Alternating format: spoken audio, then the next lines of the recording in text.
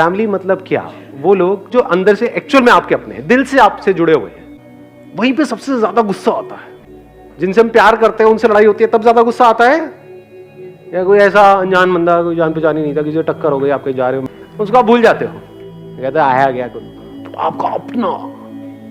अब उस सिचुएशन में हम क्या करें? सोचो, किसी करियर के बारे में आप अपने अंदर ही अंदर सोच रहे हो, तो कोई प्रॉब्लम है, कोई क्लैश है? कुछ भी नहीं है, आपने बोल दिया, अब प्रॉब्लम शुरू। हम गलत भी तो हो सकते हैं, तो अगर वो आपको उल्टा बोल रहे हैं तो क्या वो आपके वेल विशर है या नहीं है? क्योंकि एक्चुअल में आपके लिए केयर करते हैं। आपके कुछ ऐसे भी तो दोस्त होंगे, वो कहेंगे अरे तुझे जो करना है कर, या मुंह पे आपको कहेंगे नहीं नहीं सब बहुत बढ़िया बहुत बढ़िया, क्योंकि उसको अंदर से फर्क ही नहीं पड़ता, आप जियो मरो, उसको क्या फर्क पड़ता है? तो आपके अपने नहीं है, अपने हैं तभी तो उनको फर्क पड़ रहा है। आप किसी करियर का डिसीजन लेने वाले हो तो उनको डर लग रहा है कि अगर इसमें वो नहीं हुआ जैसा आप सोच रहे हो तो आपका क्या होगा और उनका भी क्या होगा। करियर मतलब क्या? उसमें पैसा भी तो इन्वॉल्व होगा। पैसा कौन देगा आपको? अभी तो आप कमा नहीं रहे हो, तो पेरेंट्स ही देंगे। उन्होंने कितनी मेहनत से वो पैसा कमाया है, दिन रात क्या क्या किया है, तब जाकर के वो पैसा उन्होंने जोड़ा है। और उस पैसे की क्या उनको जरूरत है या नहीं है? आगे आगे जैसे जैसे उनकी एज बढ़ेगी, क्या वो पैसा उनको चाहिए या नहीं चाहिए? अभी मैं मिडिल क्लास की बात कर रहा हूँ, I am not talking about एक अलग सेगमेंट की। सब रिलेट कर पा रहे हैं ना इस बात से? तो गलत कहाँ है? वो सही तो है।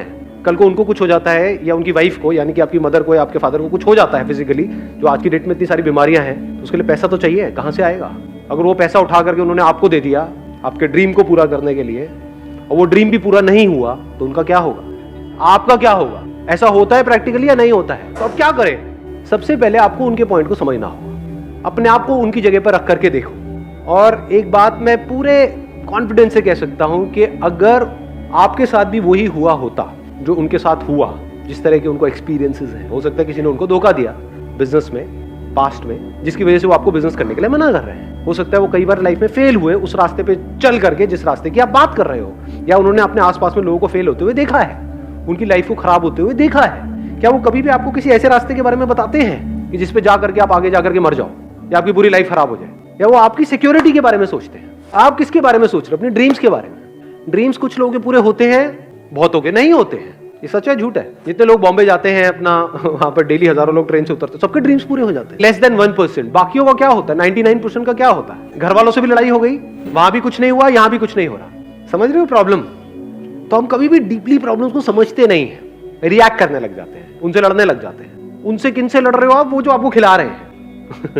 देखा जाए तो अगर वो चाहे तो आपको बोले चलो जी अब आप ठीक है, इतनी आपको प्रॉब्लम है तो जा, जो जो करना है कर लो। अब आप बड़े हो, या तो आप बच्चे होते और वो ये बात बोलते तो ठीक है, समझ आता है कि एक बच्चा क्या करेगा सड़कों पे। 8-10 साल का बच्चा है, उसको तो ठीक है अपने साथ में रखना ही पड़ेगा। बट अब आप सारे 20 से 25 साल के हो गए, जा बेटा तू अपने बेस पे कर जो करना है तेरे को, मेरा क्यों सर खा रहा है? ये सब जो बातें होती है ना ड्रीम्स की, ये वो तब तक ही अच्छी लगती है जब तक पेट भरा हुआ है। 2 दिन खाने को नहीं मिलता ना, ड्रीम व्रीम सब, सबसे पहले ड्रीम्स ही गायब हो जाते हैं। तभी पेट भरा हुआ है इसलिए हम उनसे लड़ रहे हैं जो हमारा पेट भर रहे हैं। तो लड़ना नहीं है वहां पर। सबसे पहले तो इस बात को अच्छे से समझ लें। लड़ो उससे जो आपका बुरा चाहते हैं, तो समझ आता है।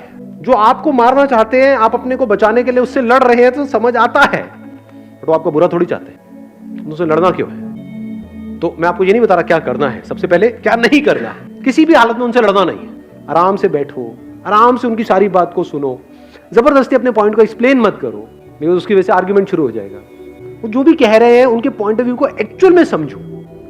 अगर आपने एक्चुअल में उनके पॉइंट ऑफ व्यू को अच्छे से डीपली समझ लिया, और जरूरी नहीं है कि अब हम यहाँ पे बहुत इंपेशेंस होता है हमारे अंदर, हम चाहते हैं कि काम 1 घंटे में हो जाए, कई दिन भी तो लग सकते हैं, इतना पेशेंस है हमारे अंदर। आराम से उनको टाइम दो, सुनते रहो, आराम से समझते रहो, और फिर समझ करके फिर एक ऐसा पॉइंट 100% आएगा जो भी इंसान है तो कहेंगे अच्छा तू भी बता तेरा क्या है। उसके लिए तैयार रहो, उसके लिए you need to be 100% ready.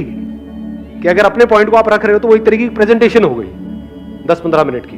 वो 10-15 मिनट की प्रेजेंटेशन ऐसी होनी चाहिए कि उसको देखने के बाद में या सुनने के बाद में वो ना कर पाए, और अगर उसमें ना करने की गुंजाइश है तो इससे बेटर है कि आप ना ही करो। वो उनके लिए भी अच्छा है, आपके लिए भी अच्छा है। Go with an open mind कि नंबर 1 मेरे को सबसे पहले उनकी बात को अच्छे से समझ लेना है, नंबर 2 अपनी बात को समझाना है।